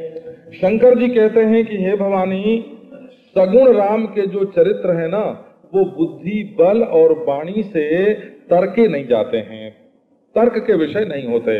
क्योंकि निर्गुण जो ब्रह्म है ना, वो तर्क का विषय होता है। कैसे का उसके जो कुछ अपने सिवाय मालूम पड़े ना, तो तर्क करो, कहिए मैं हूं कि मुझसे अलग अलग है। तो जो अपने से अलग मालूम पड़े उसका निषेध कर दो। बोले भाई ये सन्मात्र चिन्ह मात्र अधिष्ठान है कि उसमें अध्यस्त है, तो जो जो अध्यस्त है तर्क करके सबको जुदा कर दो। तर्क जो है उसके शोधन में बड़ा उपयोगी है। और जब शोधन हो जाए तब महावाक्य से उसकी एकता को जान लो कि यहाँ जो सर्व निषेध का साक्षी है और वहाँ जो सर्व निषेध का अधिष्ठान है, ये अधिष्ठान और साक्षी दोनों दो नहीं है, बिल्कुल एक हैं। तो निर्गुण ब्रह्म में तो बहुत हद तक तर्क की गति है। समाधि बुद्धि बल वाणी से भी तत्वमस्यादि महावाक्य से वर्णन करते हैं, बल से समाधि लगाते हैं और बुद्धि से शोधन पदार्थ का करते हैं, विचार करते हैं। तो वहां तो तर्क की गति भी है, लेकिन ये जो सगुण भगवान हैं का ये तर्क के विषय नहीं, ये तो श्रद्धा के प्रेम के विषय हैं। यदि कोई इन पर श्रद्धा करे और तर्क करे, ये तर्क न करे और श्रद्धा करे, भाव करे, भक्ति करे, तो उसका कल्याण हो जाता है। इसी से जो तज्ञ माने तज्ञ परमात्मा तत्पदार्थ को जानने वाले जो वैराग्यवान पुरुष हैं, वो ऐसा विचार करके सब तर्क छोड़ देते हैं और रामचंद्र भगवान का भजन करते हैं। अब मेघनाद ने सारी सेना को व्याकुल कर दिया और फिर दुर्बाद बोलता हुआ, गाली देता हुआ प्रकट हो गया हो। जब प्रकट हो गया तो जामवंत जी को अभी कोई चोट नहीं लगी थी। भगवान ने कहा कि ये समझता है मेघनाद कि हमने हनुमान को, अंगद को, विभीषण को, लक्ष्मण को सबको बेहोश कर दिया और राम को भी नागपाश में बांध दिया, तो अब इसके अभिमान का कोई पारावार नहीं है। तो क्या करना चाहिए का अपनी सेना में जो सबसे बुढ़ा है उसी के हाथ इसको पराजित कराना चाहिए। रामचंद्र भगवान ने अभिमानी का पराजय बहुत छोटे के हाथ से होता है। बड़ों बड़ों को जीत के तो अभिमान इकट्ठा करता है और बहुत छोटे के हाथ उसका पराजय हो जाता है। अब जामवंत ने कहा, अरे खड़ा रहे। अब तो मेघनाद को जामवंत की बात सुन करके बड़ा क्रोध बढ़ गया। उसने कहा कि सठ, तुमको बुढ़ा जान करके मैंने अब तक छोड़ रखा था, बेहोश नहीं किया था, सो अधम तू अब हमें ही ललकार रहा है। सो ऐसा कह करके उसने बड़ा तरल, बड़ी तेज गति से चलने वाला, पानी की तरह बहता हुआ त्रिशूल उसने चलाया। तो जामवंत जी ने अपने हाथ से त्रिशूल को पकड़ लिया और वही त्रिशूल लेकर के दौड़े और उसी के शस्त्र से उसकी छाती में जा करके वो प्रहार किया कि वो घुमड़ करके महाराज वो देवताओं का शत्रु धरती पर गिर पड़ा और पकड़ करके पांव इधर उधर जामवंत ने उसको घसीटना शुरू कर दिया और धरती पर पटक करके बड़े जोर से उसको दबाया, अपना बल दिखाया उसके ऊपर, लेकिन वर प्रसाद है उसको, वो तो मारने से मरता नहीं है। तब उन्होंने पांव पकड़ करके ऐसा फेंका कि वो जा करके लंका में गिरा। तो मेघनाद की तो दुर्गति जो है वो जामवंत अकेले बच रहे थे, उन्होंने कर दी। और यहाँ देवर्षि नारद ने जो युद्ध देख रहे थे महाराज खड़े हो करके, सो उन्होंने जा करके गरुड़ को भेज दिया और वो राम के पास तुरंत चले आए। और उस समय गरुड़ जी जो आए तो उन्होंने राम को प्रणाम भी नहीं किया हो, इसीलिए अभिमान हो गया उनको। उन्होंने कहा कि अरे देखो हम तो इतने बड़े भगवान नागपाश में बंधे हुए हैं और उनको हम छुड़ा रहे हैं, तो उनको भी अभिमान हो गया। बड़े बड़े भक्त राजों को भी अभिमान हो जाता है कि हमने तो बड़ी भारी सेवा कर दी। तो सब जो नाग थे उनको धर करके पकड़ के वो खा गए। वो तो माया की नाग की सेना थी, सब लोग माया से छूट गए और बंदरों को बड़ा हर्ष हुआ। अब तो फिर उन्होंने अपने पहाड़ और पेड़ और पत्थर और नाखून ले करके और क्रुद्ध हो करके बंदर दौड़े, अत्यंत विकल हो करके निशाचर दौड़े और दौड़ दौड़ करके उन्होंने लंका के ऊपर धावा बोल दिया। मेघनाद के मूर्छा जागी, पितहि बिलो की लाज यति लागी, तुरत गयौ गिरिवर कंदरा, करो अजय मख असमन धरा, यहाँ विभीषण मंत्र विचारा, सुनहु नाथ बल अतुल, मेघनाद मख करे अपावन, खल माया भी देव सतावन, जो प्रभु सिद्ध होई सो पाई, नाथ बेगिरि पुजीति न जाई, सुनि रघुपति अतिशय सुख माना, बोले अंगदादि कपि नाना, लक्ष्मण संग जाओ सब भाई, करो विध्वंस यज्ञ कर जाई, तुम लक्ष्मण मारे हुरन होई, देख सभय सुर दुख यति मोही, जामवंत सुग्रीव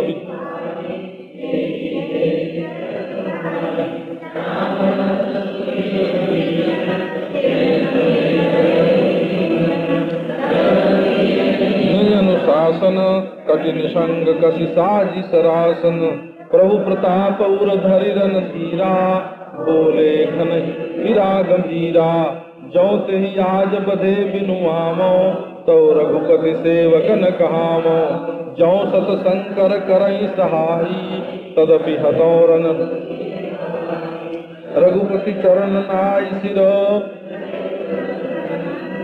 अंगद नील मयंदन लो, संग सुभट हनुमंत यावर रामचंद्र की जय। उधर लंका में मेघनाद की मूर्छा टूटी तो अपने बाप को देख करके बड़ा शर्मिंदा हुआ, बड़ी लाज लगी उसको, और तुरंत वो एक गिरिवर की कंदरा में चला गया और वहां मैं अजय मख करूंगा ऐसा अपने मन में संकल्प किया।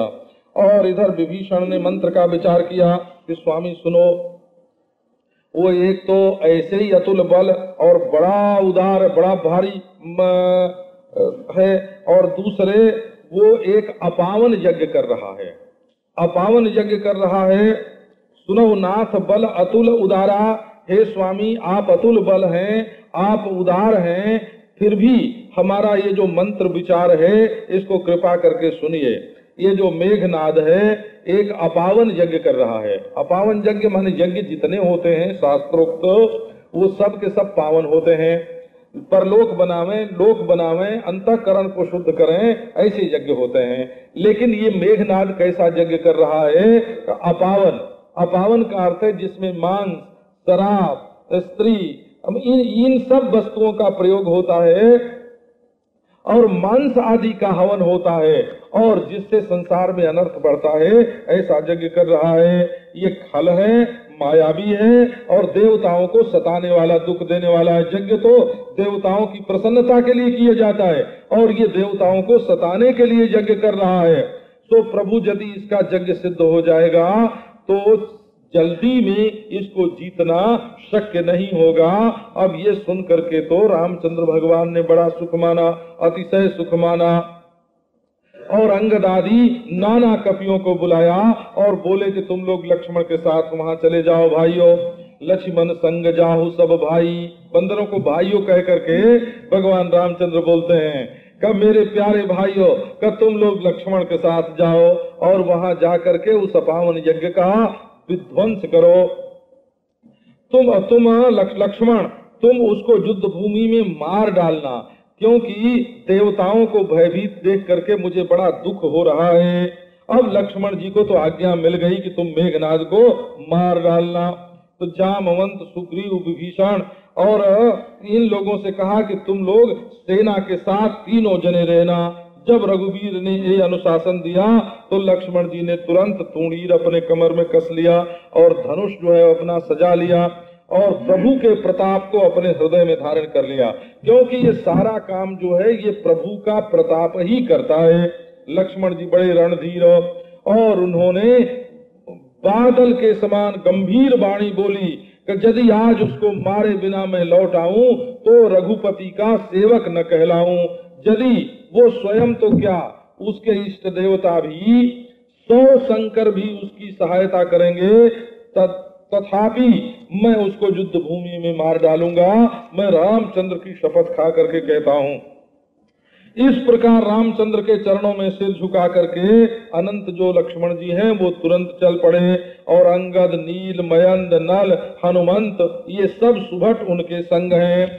जाई कपिन सो देखा बैसा आहुति देत रुधिर यरु भैंसा कीन कपिन जब यज्ञ विध्वंसा जब न उठई तब करहि प्रशंसा कि न उठे धरे निकच जाई ले त्रिशूल धावा कपि भागे आए जहाँ रामानुज आगे आवा परम क्रोध कर मारा गरज घोर रव बारहि बारा गोपी मरुत सुत अंगद धाये हति त्रिशूल उर धरनि गिराए प्रभु कहाँ छाड़े शिशूल प्रचंडा सरहति कृत अनंत जुग खंडा उठी बहोरी मारुति जुब राजा हतहि कोपित ही घावन बाजा फिरे वीर रिपु मरे न मारा तब आवत देख क्रुद्ध जनु काला लक्ष्मण छाड़े विसिक कराला देख सी आवत पविसम बाना तुरत भयो कलय अंतर धाना विविध वेश धरि करे लड़ाई कबहु प्रगट कबहु दूर जाई देखी अजय रिपु डर पे कीसा परम क्रुद्ध तब भयो वही सा लक्ष्मण मनयस मंत्र दृढ़ावा यही पापी में सुमिर कौशलाधीश प्रतापा सरसंधान कीन करितापा छाड़ा बान मांजौर लागा मरती बार कपट सब त्यागा रामानुज कह राम कहूँ अस कही छाड़े से प्राण धन्य धन्य तव जननी कह अंगद हनुमान सियावर रामचंद्र की जय। अब जा करके बंदरों ने देखा तो वो बैठा हुआ है और खून और भैंसे की आहुति दे रहा है। अब की बंदरों ने जा करके उसके यज्ञ का विध्वंस कर दिया, लेकिन फिर भी उसने कहा कि सब कुछ हो जाए हम अपना आसन नहीं छोड़ेंगे। आसन अगर हमारा सिद्ध रहेगा तो फिर दोबारा सामग्री मंगा के यज्ञ कर लेंगे। उठे नहीं तो यजमान जो है तो यज्ञ का विध्वंस नहीं माना जाता। अब तो सब प्रशंसा करें कि देखो कितना सहनशील है, कितना साधु है का ये तो बिल्कुल बाबा जी होने लायक है मेघनाद, जो इतना मारने पर भी नहीं उठता है तो फिर भी न उठे महाराज। तो जाके उन्होंने बाल उसके पकड़ लिए और पांव से मार मार करके लात मार मार करके सब भाग जाएं। अब उससे जब सहन नहीं हुआ तो त्रिशूल ले करके उठा और दौड़ा और बंदर जो है वो भगे और वो आ करके जहाँ लक्ष्मण जी थे वहां आ गए। बड़ा क्रोध का पर आवा परम क्रोध कर मारा, क्रोध का मारा हुआ, परम क्रोध का मारा हुआ वो वहां आया। इसका अर्थ हुआ कि आदमी जब क्रोध करता है ना तो क्रोध ही क्रोधी आदमी को मार डालता है। ये बड़ा भारी कष्ट, दूसरा कोई जो दुख देता है ना वो तो बाहर का है, अपना गुस्सा अपने को बड़ा दुख देता है हो। तो अब घोर रव करके बारंबार गर्जना करने लगा। बाबा हनुमान जी और अंगद क्रोध करके दौड़े तो उनको त्रिशूल मार करके उसने धरनी पर गिरा दिया और लक्ष्मण जी के लिए भी उसने प्रचंड शूल छोड़ा। सो अनंत लक्ष्मण जी ने उसको बाण से मार करके 2 टुकड़े कर दिए। इसी बीच में अंगद और हनुमान जी उठ गए तो जा करके वो मेघनाद को मारे लेकिन उसको घाव न लगे, उसके ऊपर तो घाव ही न लगे। तो ये बड़े वीर जो हैं वो भी लौट आए और वो दुश्मन मारे नहीं मरता है। तब वो घोर चीत्कार करके दौड़ा लक्ष्मण की तरफ। लक्ष्मण ने देखा कि काल के समान दौड़ता हुआ ये क्रुद्ध होकर के आ रहा है। बड़े कराल बाण उन्होंने छोड़े अब उसने देखा कि वज्र के समान बाण आ रहे हैं, तो वो खल तुरंत अंतर्धान हो गया और विविध वेश धारण करके लड़ाई करे, कभी प्रकट होए, कभी छिप जाए। बंदरों ने देखा कि इस दुश्मन को जीतना तो बड़ा मुश्किल है। तब तो फिर लक्ष्मण जी को बड़ा भारी क्रोध आया और लक्ष्मण ने अपने मन में ये मंत्र दृढ़ किया, क्या कि इस पापी को मैंने बहुत खिलाया, और कौशलाधीश भगवान श्री रामचंद्र के प्रताप का स्मरण करके उन्होंने बड़े वेग से अपने बाण को चलाया उसके ऊपर, और ऐसा बाण छोड़ा कि जाके उसके हृदय के बीच में लगा, और मरते समय मेघनाद ने सारा कपट त्याग दिया। अब वो कहने लगा, रामा अनुज कहाँ, लक्ष्मण कहाँ है, राम कहाँ, राम कहाँ है। सो अस कही छाड़े सी प्राण, राम कहाँ है, ऐसा कह के उसने प्राण छोड़ दिया। अब अंगद हनुमान कहने लगे कि तुम्हारी माँ को धन्य है, धन्य है, धन्य है, ऐसे कि मरते समय तुम्हारे मुख से रामानुज और फिर राम का नाम निकला। धन्य है तुम्हारी माँ को कि ऐसा पुत्र जना। अब आगे का प्रसंग जो है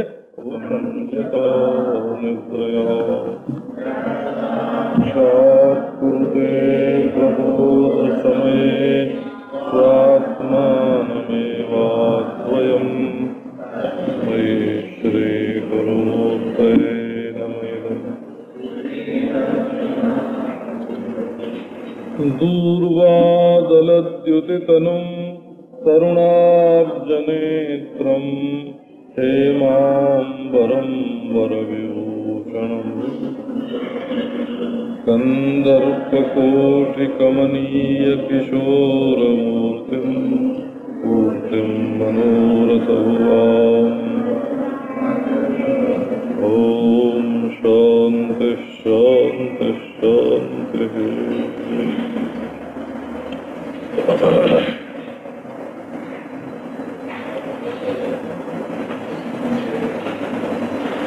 धन्य धन्य तव जननी कह अंगद हनुमान। 76वां दोहा है।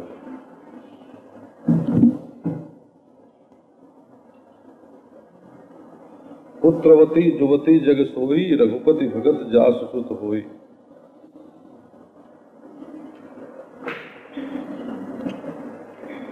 अंत में भगवान का राम निकला उसके मुंह से। जन्म जन्म मुनि जतन कराही, अंत राम कही आवत नाही।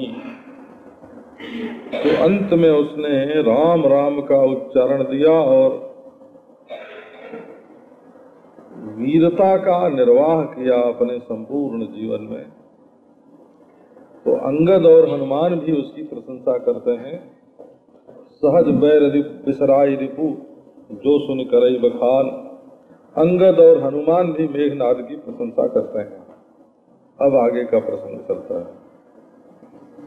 बिनु प्रयास हनुमान उठायो, लंका द्वार राख आयो। तासु मरन सुनि सुर गंधर्वा, चढ़ी विमान आए नभ सर्वा। बरख सुमन दुंदुभि बजावनी, श्री रघुनाथ विमल जस गावनी। जय अनंत जय जगदाधारा, तुम प्रभु सब देव निस्तारा। स्तुति करि सुर से लक्ष्मण कृपा सिंधु बनि आए। सुत बध सुनेउ दसानन जबहि, मूर्छित भयउ परउ महि तबहि। मंदोदरी रुदन कर भारी, उरताड़न बहु भांति पुकारी। नगर लोग सब व्याकुल सोचा, दस कंधर पहुँचा। तब दस कंठ विविध विधि, समुझाई सब नारी। नश्वर रूप जगत सब, देखो हृदय विचर। सियावर रामचंद्र की जय। श्री हनुमान जी ने बिना प्रयास के ही मेघनाद को उठा लिया। मेघनाद ने लक्ष्मण जी को उठाने की कई बार कोशिश की, नहीं उठे। पर हनुमान जी ने मेघनाद को फूल की तरह उठा लिया हो। और ले जाकर के लंका के दरवाजे पर रख आए। इन्होंने रावण को उलाहना दिया कि तुम लोग जब किसी वीर को घायल करते हो तो उसको उठा के लाने की कोशिश करते हो, और देखो हमने तुम्हारे वीर को घायल किया और उठा के तुम्हारे दरवाजे पर रख देते हैं, और तुम्हें अभी दवा दारू करानी हो, सुखेन की कोई चले, धन्वंतरी को पकड़ मंगाओ स्वर्ग से, अगर दवा दारू करने से अच्छा हो तो कर लो, हम युद्ध से नहीं डरते हैं। रावण को उलाहना दिया। अब मेघनाद की मृत्यु सुन करके जितने देवता गंधर्व हैं सब विमान पर चढ़ करके और वहां आए, फूलों की वर्षा करें, अपनी दुंदुभी बजावें और श्री रघुनाथ के विमल जस का गान करें, और श्री लक्ष्मण जी को कहें कि हे अनंत आपकी जय हो, हे जगदाधार आपकी जय हो, हे प्रभु आज तुमने सब देवताओं को बचा दिया, इनका निस्तार कर दिया। जहिन होई रन सन्मुख कोई, सुरपुर नितई परावन होई, मेघनाद के सामने तो कोई आता ही नहीं था, आज आपने हमारी रक्षा कर दी। अब देवता और सिद्ध स्तुति करके चले गए और लक्ष्मण कृपा सिंधु भगवान श्री रामचंद्र के पास आए। जब रावण ने सुना कि हमारा बेटा मेघनाद मारा गया, तब तो वो मूर्छित होकर के धरती पर गिर पड़ा। मंदोदरी भारी रोना रुदन कर रही है और भांति भांति से पुकार करके और अपनी छाती पीट रही है, और नगर के सब लोग व्याकुल होकर के शोक करने लगे। सब यही कहते थे कि ये दशकंधर जो है, रावण जो है, ये नीच है, इसी की नीचता से सारा अनर्थ हमारे नगर में हो रहा है। अब समझाने वाला कोई नहीं था कि आ करके समझावे। रहा नकुल कोई रोवन हारा, ऐसे बोलते हैं कि रावण की ऐसी गति हुई कि वंश में कोई रोने वाला नहीं हो रह गया। अब उसने जा करके सब स्त्रियों को स्वयं तरह तरह से समझाया और बताया कि देखो ये संपूर्ण जगत जो है इसका रूप नश्वर है, हृदय में विचार करके देखो, जगत तो एक न एक दिन नष्ट होने ही वाला है, तो फिर मरने दो। इसका मतलब हुआ कि फिर मरने दो। तो दूसरे को मारने में लगा है, स्वयं के मरने का डर नहीं है, और समझाता ये है कि सब मरने वाले हैं। तो तिनहि ज्ञान उपदेशा रावण, आपुन मंद कथा सुख पावन, बहुतेरे जे आचरहि ते नर नखनेरे, निशा सिरानि भयो बिनु सहारा, लगे भालु कपिचार द्वारा, सुभट बुलाई दसानन बोला, रन सन्मुख जाकर मन डोला, सो अबहि संजुग विमुख भये न भलाई, निज भुज बल मई रारु, दई उतरु जो रिपु चढ़ियावा, अस कही मरुत बेग रथ साजा, बाजे सकल जुझा चले पीर सब अतुलित बली, जनु कज्जल कै आंधी चली, अस गुण अमित होहि तेहि काला, गनैन भुज बल गर्भ विशाला, अति गर्भ गनैन सगुन यस गुण श्रवई आयुध, भट गिरत रथ ते बाज गज चित भाजई सात ते, गोमायु गीध करार कर दो रोवहि अति घने, जनु काल दूत उलूक बोलहि बचन परम बयावने, ताहि की संपत्ति सगुन शुभ, सपने मन विश्राम।